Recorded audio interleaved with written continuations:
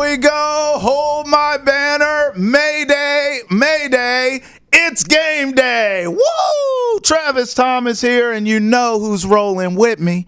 We run the pick and roll better than anyone in the league, baby. The walking, talking, triple-double, Ountae Campbell, as we bring them in. Hey, preseason, tipping off. Abu Dhabi, baby. Celtics, Nuggets. Let's go. Basketball is back, Tay. It's back, but it hasn't left. You can't forget about the women, and I want to shout out one woman in particular on this episode. Caitlin Clark, officially Rookie of the Year. I mean, we all knew it was coming, but I have to give my applause for that. Absolutely. Standing ovation. I don't want to mess up the camera, but just pretend I'm standing. And for our listening audience, I'm standing and clapping as I say that. All right, Tay, we'll bring you back because you know we got to break down all the Celtics action, and we'll continue our preview around the NBA as well. So we'll bring Tay back for that. But I want to start here, and I said it. Abu Dhabi, pair of games here in the preseason. Celtics, Nuggets, can't wait. Now, I'll be the first to admit, and I love basketball. Usually, I don't give a damn about preseason basketball. I'm in and out. I'm checking in. Main thing, make sure guys are healthy. No one's getting banged up. I'm just looking for anything crazy to jump out at me. If I don't see it, it's business as usual. I move on. But, boy, even you have to admit, it's something about a championship that just makes a preseason hit harder, doesn't it? So now I'm fully vested in the preseason like I've never been before. And look, Joe Mazzulla always preaches all this toughness and has all these philosophy sayings, and he's so deep and all that. Hey, I want to see that play out from the opening tip in the preseason against the Nuggets in Abu Dhabi. I want to see all the disrespect that Jayson Tatum and Jaylen Brown dealt with this offseason.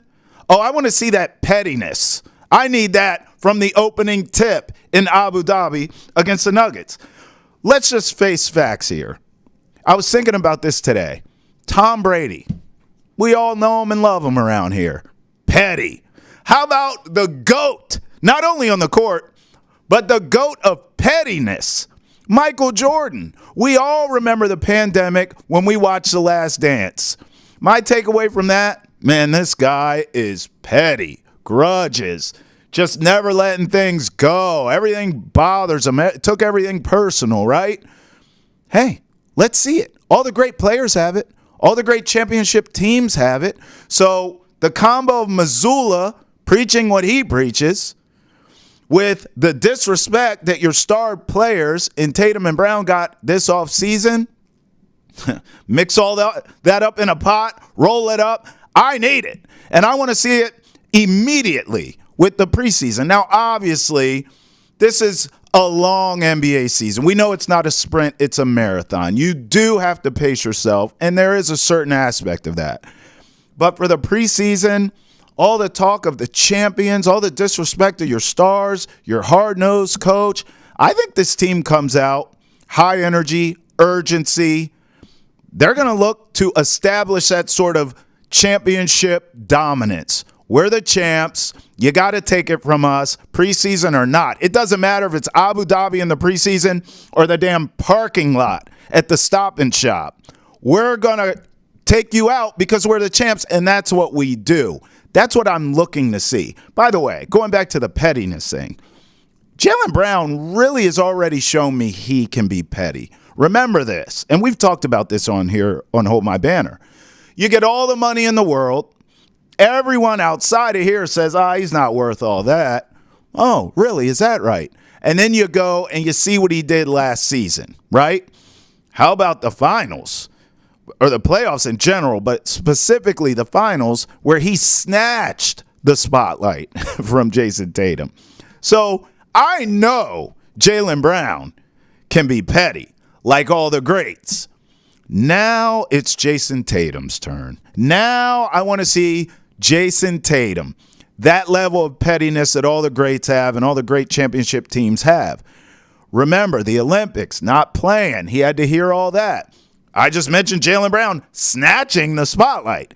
He has to hear and see and deal with all that. Aren't you the best player on the team? This guy, he hears all that.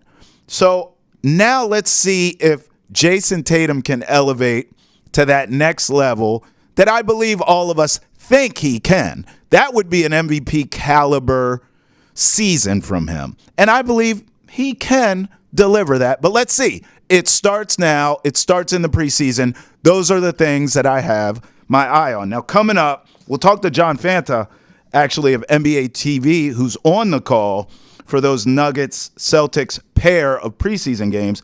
By the way, I'm not going to leave the Nuggets out of this. Look at their side of things, too. I mean, I'm curious to see, do they have a similar urgency?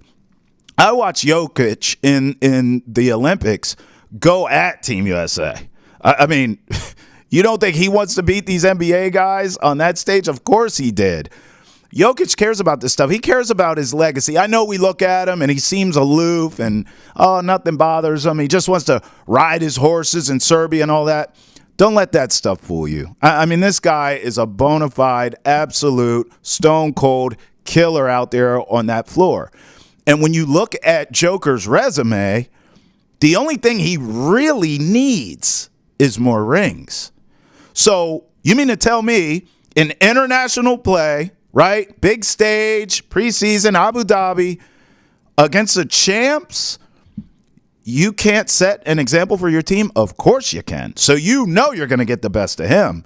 I want to see if the Nuggets, the new-look Nuggets, sort of have that urgency as well. So kudos to the NBA, quite frankly. Just talking this out with you out loud, think about that. I mean, standalone games, big international stage, Nuggets, Celtics, smart thinking NBA. This could be an NBA Finals preview.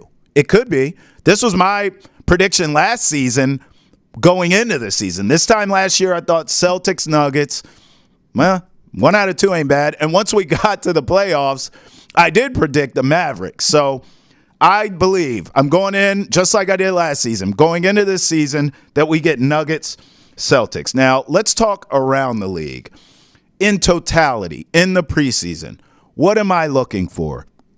And I was thinking about this, all the new faces in new places. Like, for example, Clay with the Mavs. Look, I thought in the offseason there were a couple places that made sense for Klay Thompson. I thought Orlando was one, and I did think Dallas was one. I just didn't think they could afford him. But Dallas makes so much sense in the sense of where Klay is in his career now. Klay Thompson at this stage of his career really is a catch-and-shoot guy. He's not the same defender. He doesn't have the same boogie and the same wiggle that he had in Golden State. He's older. It's a lot of miles on him. But Dallas is the perfect landing spot for him because where he had to be Robin to Batman, right, in the Bay with Steph, the Mavs already have Batman and Robin. You don't have to be either one. I mean, Luka and Kyrie are going to cook off the dribble. We know that. They're creative. Probably the two most creative players with the ball in their hands in the league, arguably, on the same team. And now you bring in sharp-shooting Klay, who can still shoot the lights out. He just can't give you everything he used to give you. Big game, playoff, championship experience. I'm looking for Klay early in the preseason just to see how he fits in with those guys. Here's another one, Mikal Bridges with the Knicks. Now, a lot of times when high-profile teams make these big, splashy trades, I usually have a strong take either way. Oh, I hate that. Oh, I love this move. I remember when the Knicks traded for him thinking, this is a grand slam for the Knicks. This is going to work. He fits in perfectly. Capable defender, Villanova guy. So you automatically kind of think that chemistry, if you will be baked in. I think that was a tremendous move for the Knicks. And then, oh, by the way, they go and get Cat, which also is a great fit for the Knicks because Cat was used to singing background. I mean, Anthony Edwards is the star of that show. We all know it. Cat is capable of being your lead singer, but really, he's a backup vocalist, and he's used to it. So now you bring him into the fold. That Knicks team is dangerous. My only question with Cat, really, I can't see early in the preseason. It will be had to be something that we see play out as the season goes on. But I'm wondering his personality, his temperament, sort of happy-go-lucky guy. Is that going to fly in grimy New York and that media? I want to see. But early in the preseason, I do want to see those two get acclimated to the Knicks because I think they're perfect fits for them, although I don't believe they're enough to put the Knicks over the Celtics in the East. We shall see. How about Chris Paul with the Spurs? Ountae was laughing at me before we started the show. I'm sure he'll have a comment about this when he comes back in. He was laughing at me because there's no bigger hater of Chris Paul than me. I own it. I mean, I'm here. I am telling you. I have said everything about this guy under the sun. I think he's old. I think he's slow. I think he's fat. He's not the same player he was. However, even I, the biggest hater, the president of the Chris Paul Hater Club, I want to see him with Wemby. I want to see him get coached by Pop. If there is anything in that tank at all, because I think the gas light is on, and you ever run out of gas on the highway? Anyone? Is it just me? I mean, your car quits on you. It starts sputtering. And look, if there is something in that tank, those two will get it. Pop and Wemby. They'll get it out of them. So I want to see sort of how that looks. How about the big splashy one? Paul George with the 76ers.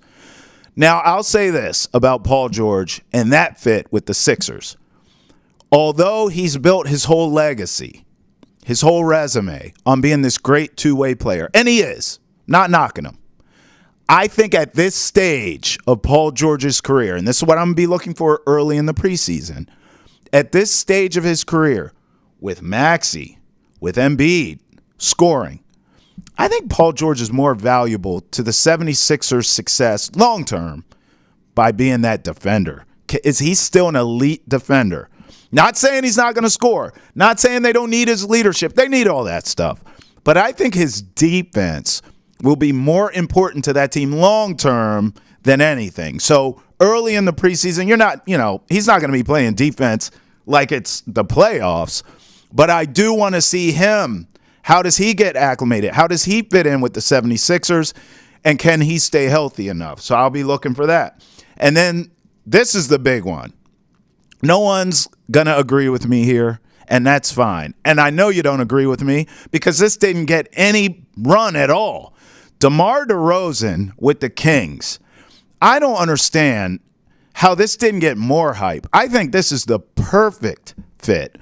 I actually believe that big three, just in terms of their styles, in terms of their game, I think it works. Sabonis, an inside-out player, right? De'Aaron Fox, fast as all hell, fastest player in the league.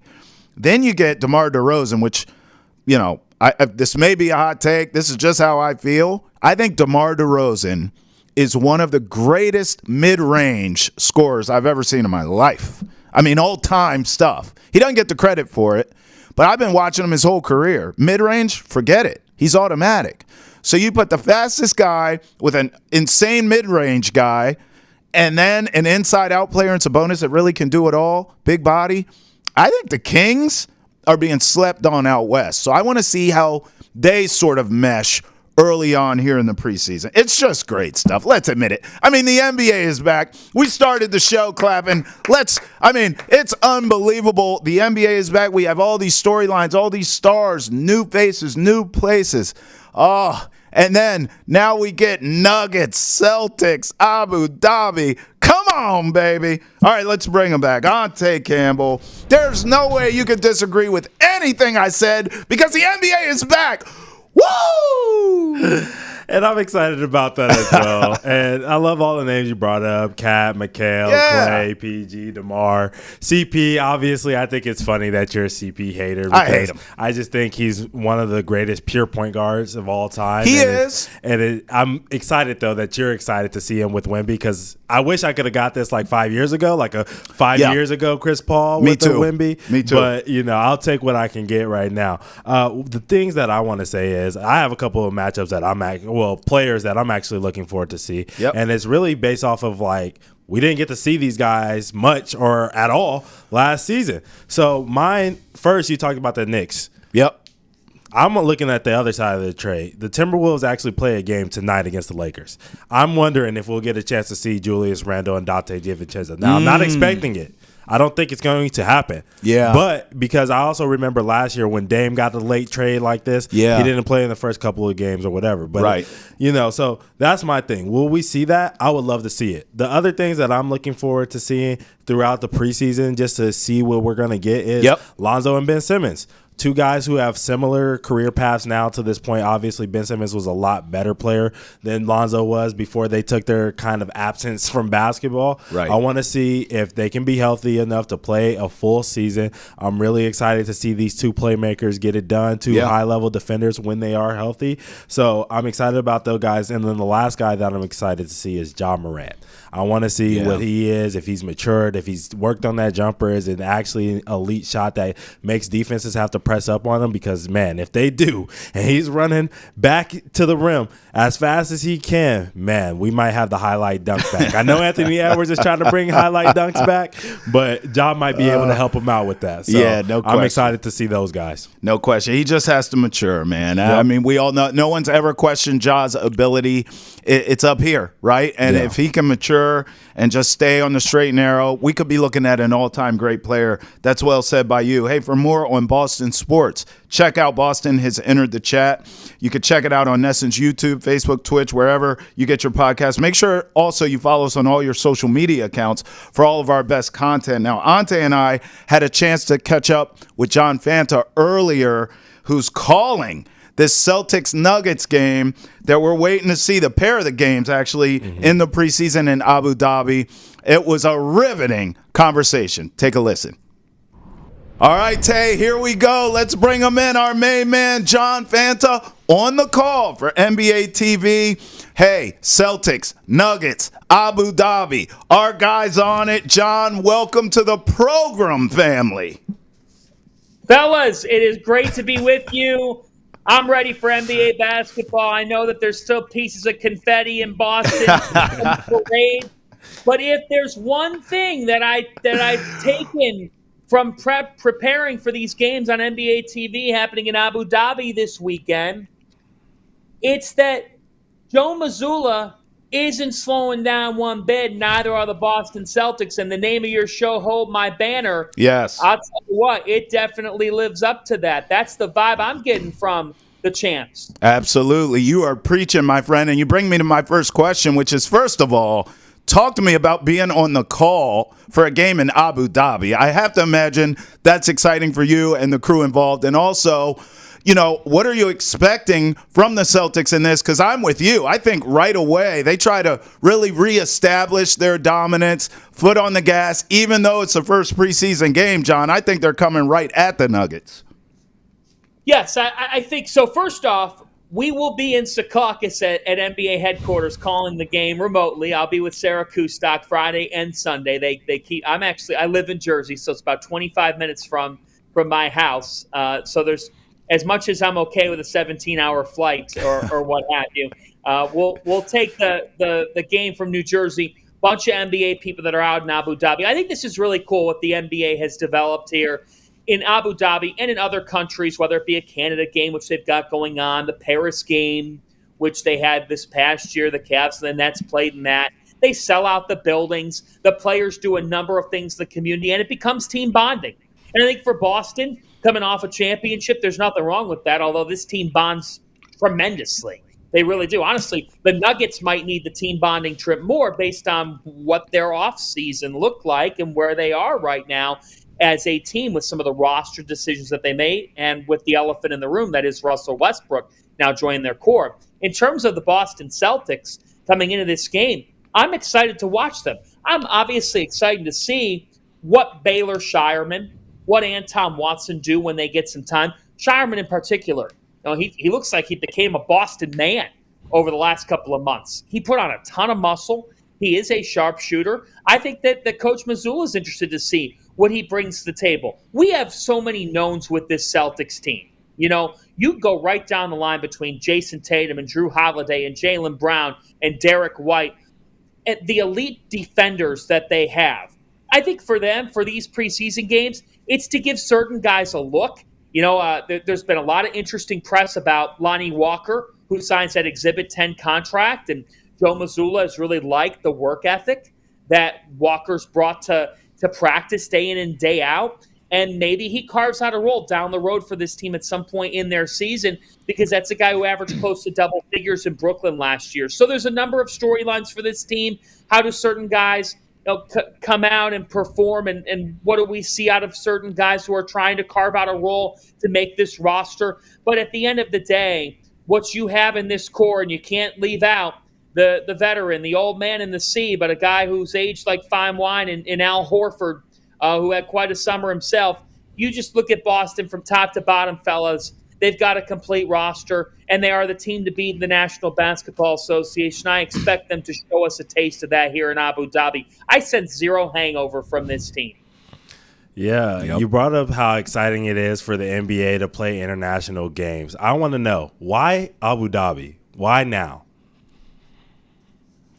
Well, I think that for the NBA, they've been looking to globally reach all different countries and areas. And I've done a couple of games between the USA Basketball Showcase and then last year's Abu Dhabi games between the Mavericks and the Timberwolves. Mm-hmm. Guys, it was eye-opening to see the crowds. Yeah. I mean, first off, you're going to have a full building. The whole arena is packed. Secondly, I think it's a very it's an area for them where they can put on a bunch of different showcases to show the game. Right. Meaning they can do clinics, they can do community impact things. There's a lot of enticing things, and third, the players get a nice vacation out of it. I mean, they do. There's first off that you hear from the players all week. They're going shopping. They're getting their new bag for the season. They're getting some new gear. This is a thing where the NBA understands these teams are taking long flights to get out there and to do some community programming, but to also play a couple games. You're going to see some starters play maybe a tab more than they normally would, because the NBA says, hey, if you could be willing to put on a show for the fans, we would appreciate that. But I think it's a combination of a bunch of things. And make no mistake about it, I think it's an area for them where they look at the ability to connect with the youth. They can do a bunch of different things around there. And the amount of shopping and luxury living as well makes it something that's worked out quite well for a partnership to bloom. But more than anything, to bring their product globally. It's like a lot of the global games we've seen. This goes back to David Stern's days, where the NBA is looking for countries and continents to connect with and to take their product globally. And this is another example of it. Yeah, John, look, I'm a big combat sport fan. UFC, boxing, both have really put their imprint. A lot of fight cards there in Abu Dhabi, and it always turns out awesome and looks like a great product. I want to ask you about the Eastern Conference. Sort of as you look at the forecast of the East, who's the biggest threat or two that you see to the Boston Celtics? I think it's the New York Knicks. I do think that they're the biggest threat to the Celtics. And now having Karl Anthony Towns, that really, to me, a lot of people are questioning that move. Guys, they lose Isaiah Hartenstein. Right. And when you look at their front court, it wasn't going to be good enough to beat the Boston Celtics or contend with the Boston Celtics unless they made a move like this. And yes, sometimes you have to give up talent to get it. Actually, every time. Right? Yep. So they're going for it. The New York Knicks are going for it. Jalen Brunson, I know Boston people may not want to hear this, but if he puts his best season together, he's an MVP caliber player now. Mm-hmm. He needs to be treated as such. As a guy who can give you 40, 42 points in a game. He's done it now. He's made a living off it. The consistency of their supporting cast is what comes into play. And Julius Randle had been rumored for a while to be a potential trade piece for this team. It was only a matter of time. Donte DiVincenzo could be up and down. For this team, they got to go for it. And Towns gives them that veteran, gives them that size. It's going to allow them to be, the team that I think they want to be. Brunson is just a stud. Josh Hart being back is so dynamic. And Mikal Bridges he's tough as nails, man. He's lengthy. He's got so much to his game that you like. And Tom Thibodeau is one of the best coaches in the NBA.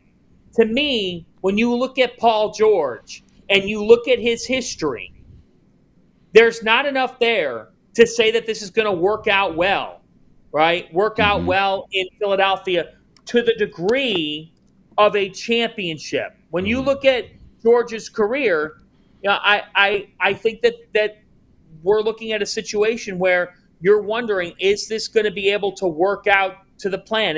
And I think they're a good team. I think they can be a great team, but I'm talking about winning. We're talking about winning a championship. Right. And to me, the biggest threat to the Boston Celtics is the New York Knicks in the East. And it's funny that you bring up the Knicks because in Madison Square Garden, the Big East tournament is played there. So you, as a person who covers the Big East for college basketball for Fox Sports, I wanted to ask you, Creighton in the Big East, Baylor Shireman, you talked about them a little bit, but what can Boston Celtics fans expect from that wing? They can expect a guy who can do a little bit of everything in a shot maker. That shot is butter. It's screwed out of his hands. And he is smart beyond his years, guys. He was playing pro-style offense in college. He's lengthy. He can distribute the basketball at a high level. Guys that average what he averaged this past year in Boston, right around 18, or at Creighton, right around 18, 9, and 3. Those guys do not grow on trees. I mean, he's just got such a multifaceted skill set. 18, 9, and 4 this past year with the Creighton Blue Jays. Greg McDermott's one of the best offensive minds in college basketball. But here's the thing I love about Baylor. He's going to be low ego. He's not high maintenance at all. So he's going to understand that if we get to a point where the Celtics say, you know what, we're going to bring him in off the bench. He's going to have this limited role here early on. We're going to bloom him. And then get him to that point. This is going to be a process, but one that I think he'll be completely bought in on. This was a steal at the end of the first round of the draft. I thought Shireman was going to go top 20, and the Boston Celtics got him to close out the first round of the draft. Celtics fans, you should be thrilled with this kid. He is incredibly likable. He gets his role. He's not going to try to overdo it. I can guarantee you he'll get in the game. He won't be overwhelmed. He's a good defender. Opposing players shot under 25% when he guarded them last year. I love this kid, and I think he is a great fit for Boston. And the fact that they got him at the end of the first round, you're normally picking there and you're at a disadvantage. Right. They got to steal. And then going back to the biggest threats, I noticed that you didn't mention the Cavaliers. Now, we did a preview recently of the Cavaliers, and people told us that we don't know anything about the Cavs. Called us casuals. Yeah, whatever. So I want to know, is Kenny Atkinson the right answer for this Cavaliers team? Well, I think he's a better answer than J.B. Bickerstaff, but if we're talking about winning a championship, a head coach doesn't do it all. Right. It's a player-controlled league. Yep. You got to have dudes. Joe Mazzulla will tell you. I've heard from the players this week. I've been listening to Celtics Sound all week and getting ready for this game. And, they say there's a trust factor there. Yeah, there absolutely is. There could be a trust factor on any team. But if you don't have the dudes to get you buckets, and if you don't have the combination of Tatum and Brown, are the Boston Celtics champions right now? No. They're not. Jaylen Brown's winning a Bill Russell MVP award partially because of who's around him, too. He's a sensational player. Yeah. Sensational. But you got to have elements of sacrifice. Kenny Atkinson can be the answer and can be the answer to the Cavaliers going deeper in the playoffs. Are the Cavaliers, personnel-wise, better than they were last year? They're the same. Not in my opinion. They're the same. What happens in the NBA when personnel-wise you just run it back? Same results. Same result. But pretty much the same results. So unless he taps into this side of Evan Mobley offensively, which could he? Sure. Mobley's still young. But unless he taps into this side of Evan Mobley that we have not learned yet, and unless he gets Darius Garland to be tougher and put on a ton of muscle, which Garland, to me, guys, Garland is a I think he's a great regular season guard. Notice I said regular season. When Yep. you get to the playoffs, it's defense, man. You got to be tough. And Garland kind of succumbed to that once we got to the postseason. They got to stay healthy. They had some injuries this past season, and they were a broken team when they faced the Celtics. Yeah. And Max Strus has to be crucial for this team as well. But to me, Donovan Mitchell is a terrific talent. But there's kind of a reason why we haven't seen him make that deep, deep run. And part of it might be, when you're ball dominant and whatnot, you got to be more than that. Mm-hmm. But the other part of it is this. The Cavs just don't have enough firepower across the board to say, on both ends of the floor, to say that they are ready to be at that level. To me, we've seen more from, obviously, Boston, New York. Yeah. The Sixers might be flawed, but we've seen more from them. And for heaven's sake, guys, we've seen more from the Indiana Pacers in the playoffs. Have we not? Sure have. We not? So I am a Clevelander, right? I've gotten into NBA coverage here, particularly in the last year, if I've balanced it out and done some NBA commentary and whatnot. And I can tell you right now, if the Cavaliers had the looks of it, you'd be hearing it from me because I'm watching all the time because I'm from that town. That's right. They haven't done enough to be regarded in that tier. Yeah, but you know what, Cleveland, you're okay. You got the Guardians playing well right now. Let me ask you this, because you brought up Jalen Brunson as an MVP candidate. Do you believe Jayson Tatum is in that same class? Because I'm looking at this season as kind of like last season was for Jaylen Brown, if you remember. He got the super max. He got all the money in the world, and everyone said, oh, he's not worth that. And he came in really with a chip on his shoulder to prove that he is worth it. He snatched the spotlight in the finals, as you laid out. I think we could see that with Jayson Tatum this season, especially everything that happened in the Olympics, not getting minutes. Do you believe Jayson Tatum is in that same class with Brunson as an MVP caliber player? 100%. He's been all-NBA first team 3 straight years. The level of disrespect sometimes around Tatum. Tatum's an elite teammate. Yeah. Tatum's a winner. I want winners. I don't give a damn about MVP when it gets compared to Larry O'Brien trophy. Right. Russell Westbrook won MVP. Yeah. That's been the discussion a couple of times, right? Yep. Talk to me about championships. Jayson Tatum's not done winning them. The Celtics window is wide open to win more. You know why? They're top 7, better than your top 7. Right. I mean, it's just not even comparable. And we'll see here about how things mesh with this roster. And I think as we go to the Abu Dhabi games, it's going to be interesting to see some of the front court guys that get an opportunity with Kristaps recovering, and there's a need there early in the season with what their front court looks like. But getting back to Tatum, Jayson Tatum is one of the very best players in this game, and on his best day, he's better than anybody. I believe that. I know it, and I think that Celtics fans know it to be true as well. And sometimes you see a guy that might not get the very top accolade, but you know his value, and you know you wouldn't be champions without him. And I think his humility and his work ethic and the different things that he does for a basketball team make him as valuable as any player in this league. And he will take the Supermax. But here's the thing, Celtics fans. Do you want an MVP or do you want another title? I know the answer to that question. And Jayson Tatum prioritizes the latter over the former. Oh, that was well said, my friend. Hey, John Fanta on the call for NBA TV in Abu Dhabi. Celtics, Nuggets, but he's in Secaucus, but he's calling the game. Stay with us. John, we love you, brother. We'll have you back. We got to talk about our boy George Bilecki next time you're on. We could do a whole podcast on him. I got a lot of college stories about George Bilecki. That's for a different time and a different show, but thank you guys for having me. Happy to talk with you anytime. Appreciate you, brother. Thanks. Thanks, fellas. You know, Tay, it's funny. I wanted to ask if he thought that this team would repeat straight up.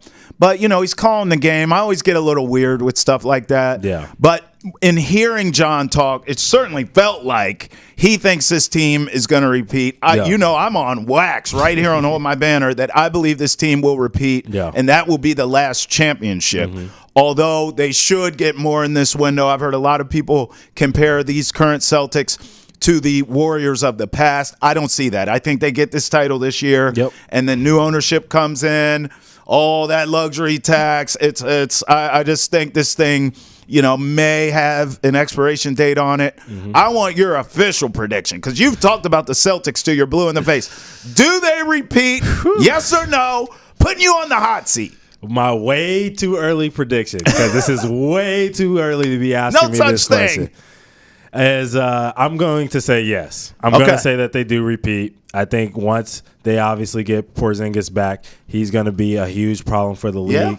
The Knicks obviously know that because they went and got Karl Anthony Towns to help them bolster that backcourt. So I'm going to say, that front court, excuse me. I'm going to say yes. I believe that the Celtics can repeat this year. I'm right there with you. After this year, new owner, second apron.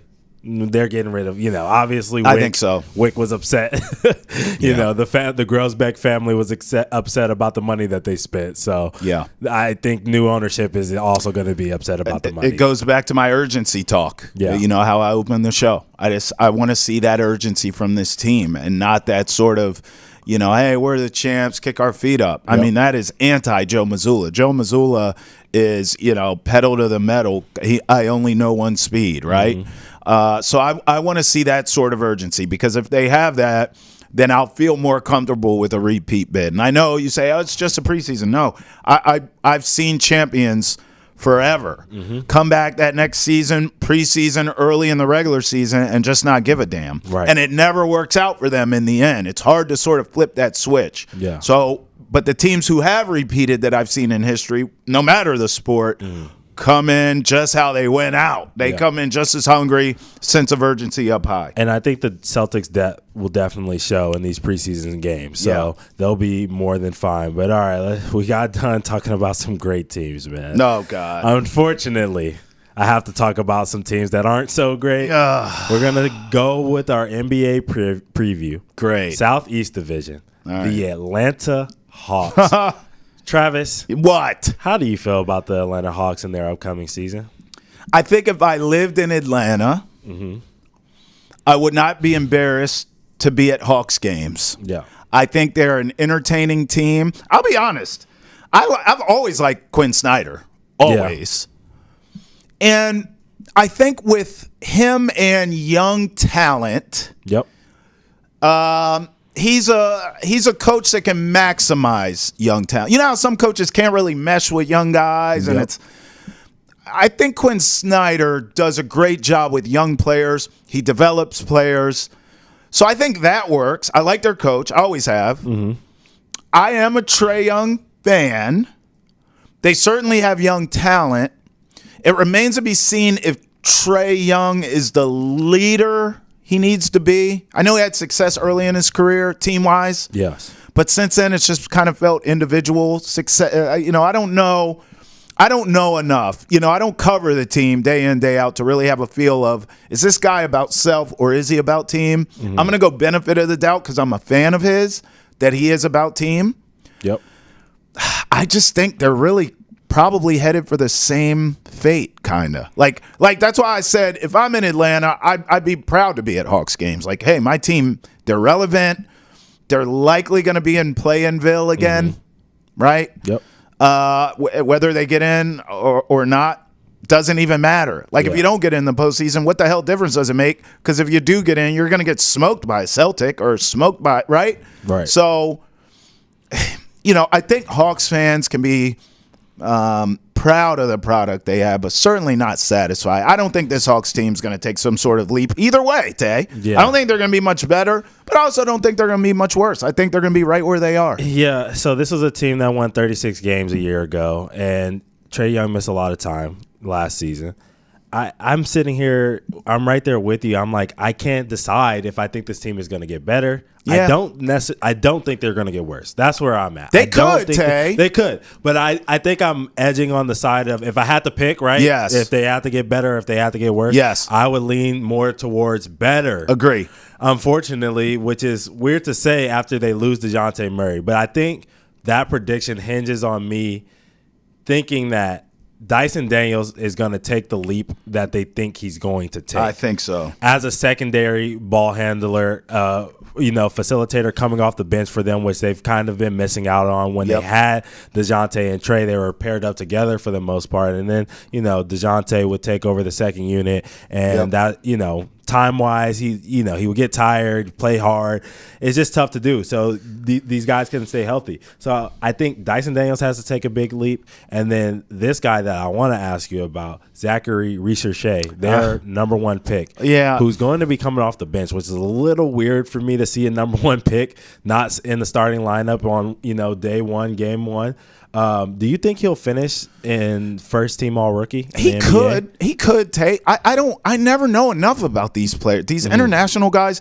That's why I wish, in the draft we had more American players that we watched in March Madness, because I never know enough. All I ever get is a lot of these guys is some grainy video of them overseas getting buckets. He could be great. He could be a bust. I have no clue. But this is why, to be fair, this is why I go back to Quinn Snyder. Yeah. Because I do believe he can develop him. So, so sort of as you said, like if I had to pick a side, do they get better? Do they get worse as a team? And I agree with you. They would get better. I feel the same way with all of these young players. Yeah. All of them. I think they'll all be on the upswing. In fact, I want to go back to something you said. Okay, go ahead. So the DeJounte Murray thing. Yes. When they acquired him. Yeah. Oh, my God. I was like, here come the Hawks. Right. This is going to work. Yeah. And it didn't work. Now. Mostly health reasons. I was going to say, you can't just say it didn't work. There's a multitude of reasons, health being the biggest one, in my opinion. Right. But regardless, it didn't work. Right.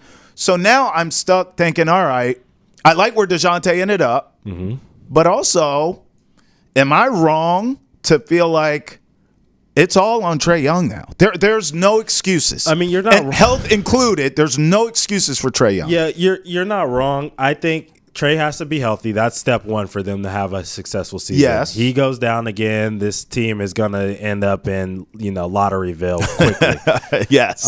But I like their starting lineup, and that's why I say their starting lineup doesn't really make me nervous for this team. Sure. I saw Trae Young. Yep. Bogdan Bogdanovic. Yep. DeAndre Hunter, Jalen Johnson, and Clint Capella. That's a good starting That's a good lineup. You know what I mean? And then off the bench is where I start to get nervous because it's like, okay, does Dyson Daniels become the player that they traded for, really, right? Because they're hoping that he can become a good enough player and take a leap with more opportunities to facilitate off the bench, right? Sure. And then I like David Roddy. I think he's a good NBA player. I like Oneka. He's great. Big O. I think he's a great NBA player, a great backup big, maybe even a starting big for this team. Yep. And then I like the vets that they have because they're just good vets with Larry Nance Jr. and then Cody Zeller. You know, so I think they have some things there where it's like, okay, this team has a cool 7 that I'm like, or at least 6 that I'm like, I feel 6. These are really good players. You know what I mean? Yep. It's the question marks about their draft pick. Is he going to pan out? And we don't need him to pan out this year, right? Hawks fans, I'm saying that. What can he contribute? Right, but can he contribute this year? Because after what we watched in the summer league, it didn't look great. No. And can Dyson Daniels make a jump?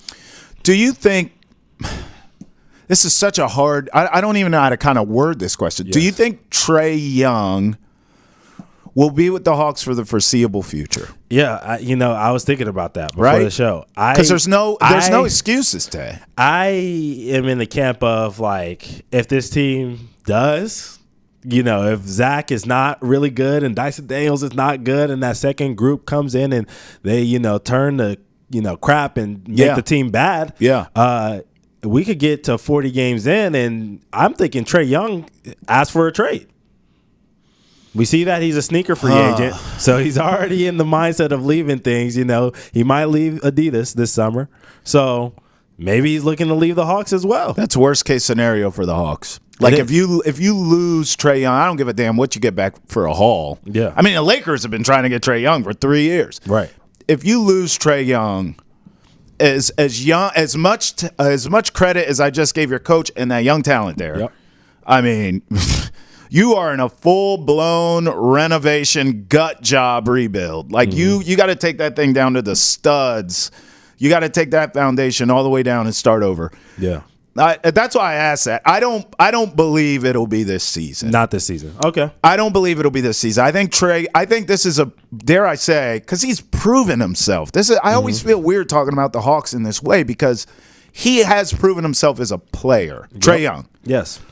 But this is a prove-it season, in my mind, for Trae Young, the leader. Does that make sense? Yep. I agree. That's Everyone where I'm at. saw them make that Eastern Conference Finals run. Right. And ever since then, it's been downhill. Yes. We want to see, was it a fluke or can he do it again? That's right. And that's the biggest question. Well said. Last thing about this team, any bets that you like? Hell no. Listen, I wouldn't bet on this team with your money, and your paper is long. Stop saying that. Hell no. No. Because we said it. You don't know what you're going to get. Yes. This could be an implosion or an explosion. Yeah. I ain't betting on that. I need to have a little bit better of a pulse or feel or vibe for what a team's going to do. I have no idea. In fact, I'm looking right now at the Eastern Conference. They were in play-in-ville, as we know, right? Yep. They were in the chunk with Sixers, Heat, and Bulls. I just feel like they're going to be right there again. I do. I think now the question is, do they get in, do they not, right? But they're going to be right there fighting to try and get in the playoffs. I can't bet win totals with that. Yep. I'm certainly not going to bet Trae Young MVP or any of that nonsense. No, I want no parts of betting the Hawks. Now, game to game, I might. Yeah. But in terms of futures, hail to the no. I can see that. Probably a lot of overs because they're probably not going to be guarded much. Yeah, you can make money betting the overs in the Hawks. Yeah, for probably. sure. So, all right. What about the Charlotte Hornets? What do you think about their upcoming season this year and their offseason? I call you the walking, talking triple-double, right? Yep. And I think one of the things that makes Hold My Banner so great and our dynamic so great is I'm not a host that sits up here and talks over you or acts like, I forgot more basketball than anyone will ever know. I lean on you a lot of times for the behind the curtain, the behind the scenes, what the players are thinking. Take me in the locker room. In this question, I want to take you to the trainer's table. Okay. And here's what I mean. Honestly, I'm being totally serious. Okay, let me get my serious face on. All right, what kind of sorcery did the Warriors do to Steph Curry? I ask that because no one ever talks about this. Right. Early Steph Curry was sensational, but he had ankle issues. Yes. And they were constant. Yep. And then, all of us felt like this guy's a great shooter, even though he got even better, which is nuts. He's a great shooter, but can he last? Is he true? Is he big enough? His ankles. And then somehow, some way, I'll give credit where it's due. It was years, it was a process. Yes. But ankles were never an issue. Steph becomes Steph. Yep. I asked that question because if I can get said sorcery on LaMelo Ball, I think the sky's the limit for him and the Hornets. I've been waiting. I think a Hornets fan will tell you that. This kid is so good. I believe he can make players. I've heard people on the knock on him. I've heard people say, well, does he make anyone better? Sure, he can score. He can this. Yep. But does he make – I think he does. He's an excellent passer. He's an underrated passer in this league, if you ask me. I loved – once upon a time, they were my favorite team to watch on League Pass. They were. But then he gets hurt, and they're unwatchable. Yeah. They have young talent. It's almost like talking about the Hawks again. They have young talent all over the place. But can he stay healthy? It's not even about, is he a leader? Does he make guys better?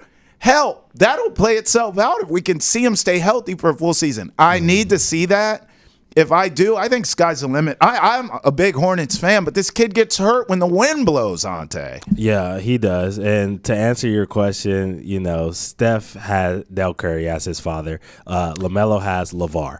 And LeVar putting out those BBB basketball shoes and putting his kids in those things that would tear apart every quarter like Lonzo would talk about has ruined the health of them and their future kids.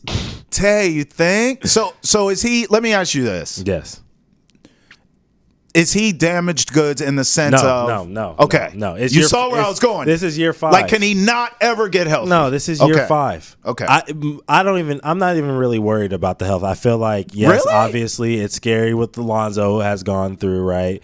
It's all of that. But my thing is LaMelo's his own person. He's a very different player than Lonzo. He's a very different athlete than Lonzo. Yeah. He's a different guy, right? Yeah. So, yes, the injury history would make me a little bit nervous with the ankles, but yeah, I think he ends up wearing some ankle braces probably this year.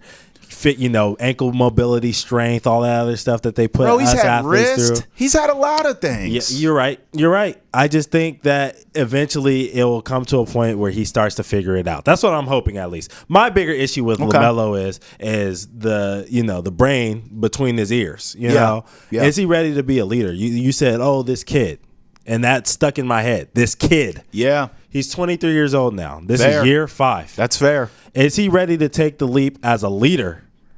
Like we asked for Trae Young to do, which I know Trae Young's further along. Sure. But it's time for us to see progress. I mean, this Hornets team has been the same team since he's got there, right? Yeah. They haven't made the playoffs. They're never really in contention for the playoffs. No one really cares about them. And they're irrelevant. Like, there's fun. There's highlights. Yeah. There's Miles Bridges dunks. There's LaMelo shooting from half court. You know what I mean? There's Brandon Miller crossing people up and dunking on dudes. But where is the substance? There hasn't been any. And it starts with your point guard and the guy who is the leader of the franchise, right? No, right. Can he be a leader? That's what I want to know. That's fair. By the way, I like Brandon Miller. Me too. I like Miles Bridges. Me too. On the court. On the court. I think, but again, to your point, it does go back to leadership because even those two players I said and we're talking about, they're talented guys, but nothing about them says leadership. Nothing about them says I need a bucket, give it to them. No. It has to be ball. And I don't know how you say, you're not as concerned with the injury. That is my only concern. Again, look, I might be rolling the dice here, but you know me, I'm a gambling man. Yep. I think the kid, I keep saying it, right? I think the kid is a leader. Yeah. I think it's all health. Okay. I have more. Let me say this. This is a bold proclamation. I have more questions about Trae Young, the leader, than I do him. That's fair. And the only reason is because he's not healthy long enough for me to see if he is. Yeah. So I'm just going benefit of the doubt. The style of his game. Yeah. LaMelo, I'm talking about. The style of his game lends itself to being a leader. He's ball dominant. He's a great passer, as I said. Obviously, he can score. He's very verbal. He's not like he's talking to his guys. He seems communal. And I know you brought up the dad, right? Yep. I got this from Lonzo, too. The dad is so big personality and domineering and loud and obnoxious. Yep. You sort of project it onto the kids, but Lonzo's not like that. And I don't think LaMelo's like. Now, LaMelo's flashy. Yep. He's got an aura. Don't get me wrong. But he doesn't strike me as a guy. Again, we're not there. We don't cover the team day to day. Yep. But from the outside looking in, he doesn't feel like a guy that teammates don't like. Right. Or, I think he feels like someone that everyone gets along with and enjoys playing alongside. 100%. Because of that, whereas Trae Young feels sometimes I'm Trae Young. He feels larger than life. Yep. Comparison to his teammates. My thing is all health. Yeah. If LaMelo can stay on the floor, I think you'll see that. I think you will see the capability to lead, and we can count on him. But my thing is the best ability is availability, right? Yes. How can I count on you? Right. How can you be my franchise player? 100%. How can you make guys better? How can we be better? Bro, I'm looking at the standings. They don't belong down here with the damn Wizards. No, they and don't. And the Pistons. They don't. What are you doing? You're right. And I look at this roster, and it's crazy because I've said this on other episodes or other team previews, but this team reminds me a lot of the Rockets. It's a team that has a couple of guys who, that are budding stars, right? And then they have a lot of really good young role players who could be good players in this league, right? Yeah. So you got the guys who are supposed to be the stars, LaMelo, Brandon Miller.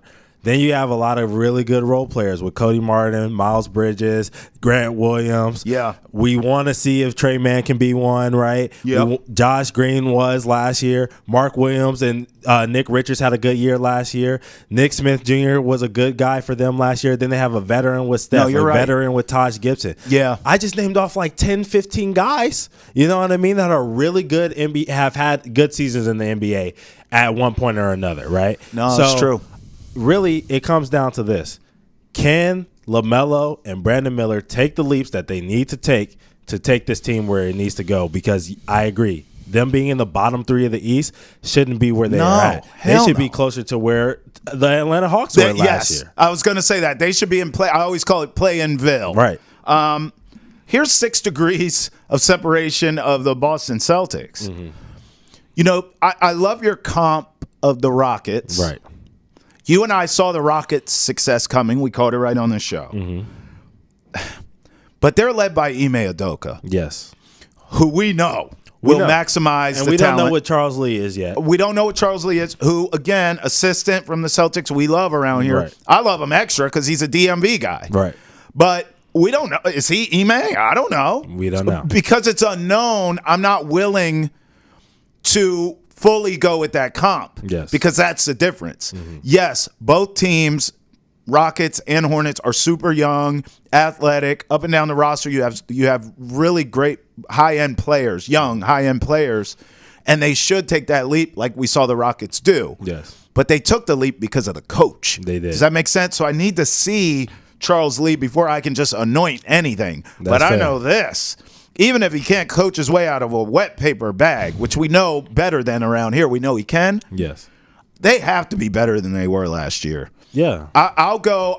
Now, this is a bet I'd be willing to make. I would bet over on their win total, and I would plug my nose and just hope that LaMelo can stay healthy, because that's really what it's about. Yeah, that's all it's about. You're 100% right. All right, this is the last thing, because I have to talk about this before we end the show. All right. It's been heavy on my heart. Uh-oh. WNBA playoffs, okay? Yeah. Aces are probably done. They play a game tonight against the Liberty. I think that Asia gives them one more game. They go to game 4, but after that, I think Stewie and Sabrina, they take over. Yep. Game 4 is it for the Aces. I want to ask you about this, though. Will the Sun take a 2-1 lead tonight against the Liberty? Against the Lynx? Against the Lynx? Well, first of all, let me agree with you about the Liberty and the Aces. I think, heroics games in order for Asia. I agree there. But the Liberty are just a better team. No one wants to talk about it. I mean, they've been kicking arse and taking names all year. Mm-hmm. And we've talked on this show with those Sun Liberty matchups that – I mean, I wish we had the clip, because I literally think we said this could be a WNBA Finals preview every time those two played, and really the Liberty got the best of the Sun. Yeah. But so I agree with you in that series. As far as the Sun go, them and the Lynx match up so well, Ountae. They do. They really do. They're both this is going teams. the distance. This is going 5 games. Okay. I'll give the Sun the edge tonight because they're at home and they're really good at home. But with that being said, I still think it's going 5. If you look at the numbers, the metrics of both of these teams, it's almost identical. Sun slightly better, but it's almost identical. Mm-hmm. I'll take them to win tonight, but I think it's going 5. Yeah, I don't know if I think it's going 5, but I definitely think that the Sun will take game 3 tonight. The teams they were very chippy, and honestly, the Lynx played with desperation, as they should in this 5-game series. You go down 2-0, that could be a death sentence like we're talking about with the Aces. Facts. So I think that the Sun come back and punch first, and then punch again, and then punch again, and then punch again, and win game 3. So I'm ready for it. Mayday, mayday, game day, baby. Let's go. Whether it's the Sun or the Celtics, we're breaking it all down. We're all over it here on Hold My Banner for Travis Thomas and Ountae Campbell. That's a wrap. Till next time, when we ask you to hold our banner again. Peace. Deuces.